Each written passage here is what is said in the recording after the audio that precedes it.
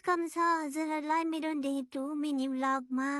हामी चाहिँ आज दुईजनाको एउटै सिफ्ट भएको भएर चाहिँ काममा जानुभन्दा अगाडि चाहिँ यसो अलिअलि सफा गरेर अनि जाम भन्ने सल्लाह भएर चाहिँ दुईजना मिलेर सफा गर्दैछौँ।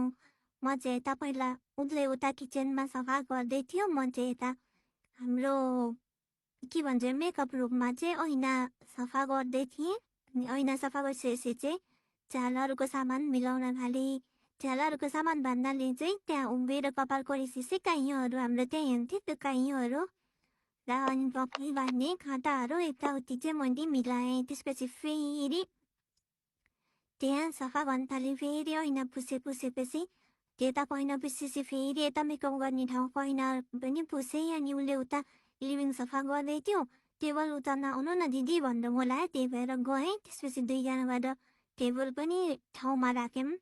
अनि ठ्याक्कै त्यही टेबल पछाडिको हाम्रो यो के भन्छ, यो दराज भन्छ कि के भन्छ, यो कपहरू मिलाएर राख्ने हो, यो दुईजना मिलेर पुस्दै थियौँ। अनि उसले यता टेबलमा हाम्रो किताबहरू थियो त्यो मिलाउँदै थियो, मैले त्यहाँ पुसेँ, ठ्याक्क मैले रसको सुन घसेको पनि भेटाएँ है। अनि दुईजना मिलेर सफा गऱ्यौँ। अर्को दुईजना चाहिँ बिहानको सिफ्ट भएको भएर चाहिँ बिहानै काममा गइसकेको थियो उनीहरू।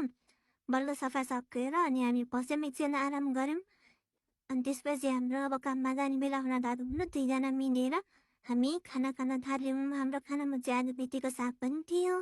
खाना खाइसकेर चाहिँ अनि आफ्नो रुममा गएर चाहिँ हामी रेडी हुँदै थियौँ।